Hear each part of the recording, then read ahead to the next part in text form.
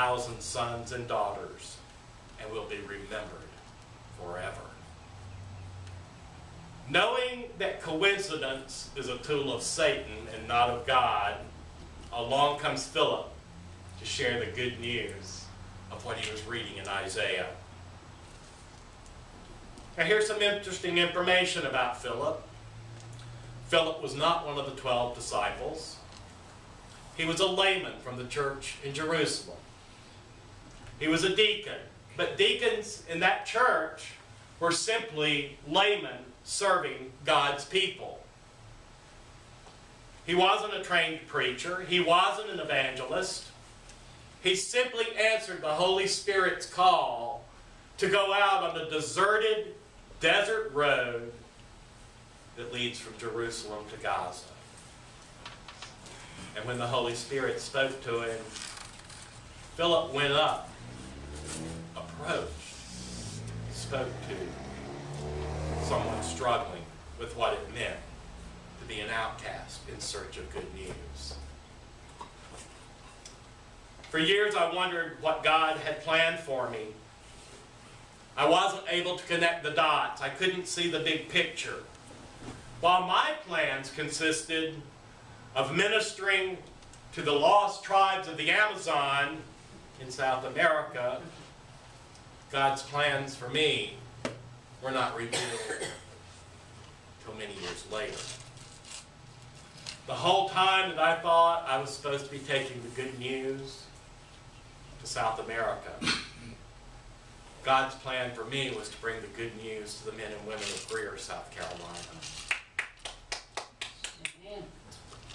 And the interesting part of the story is that I had to understand what it meant to be a eunuch before I could be a witness to God's revelation of His good news that I have been called to share as a disciple.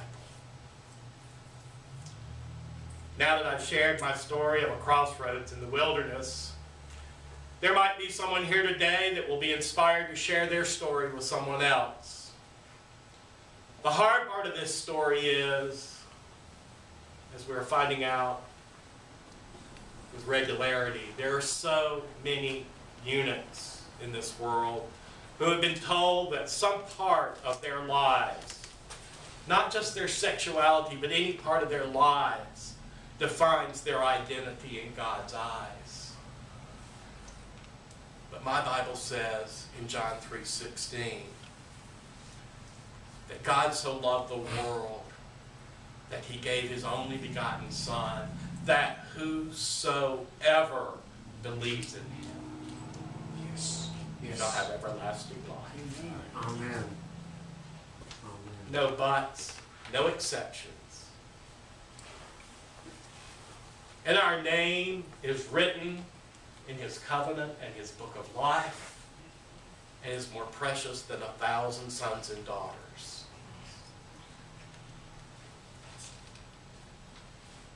The good news is that the Holy Spirit wants to work in and through each and every one of us to be a witness of God's amazing love and mercy.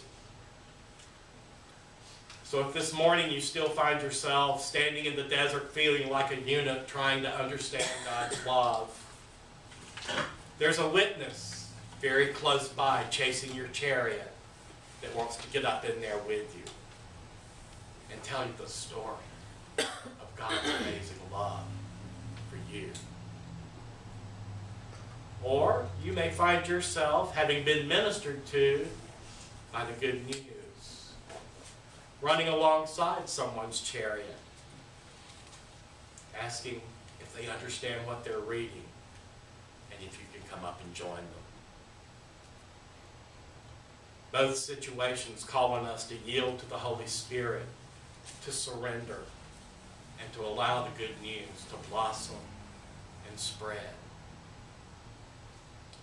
So whatever you take from our lesson this morning, remember that the Ethiopian eunuch went on his way rejoicing. He got what he came for. He left a happy man. Just as an interesting side note, the greatest group of Christian churches in early church history were in North Africa. around what is known today as Ethiopia. Some of the greatest church theologians also came from North Africa. And when the Zealots began to ravage all the Christian communities in northern Africa, the only community that survived was the one in Ethiopia, which still today has an incredibly strong Christian community. Now, we can't say with certainty how much of this was due to the influence of a powerful Ethiopian eunuch. But it is exciting to think that maybe he went home and he used his knowledge and his power and his influence to raise up a Christian generation for the future. Perhaps in our little crossroads in the desert, this small group of eunuchs and witnesses, known as New Day, is also being called to raise up the next generation of Christians, called to spread the good news of God's love in our world. Just some food for thought. Just some food for thought this morning.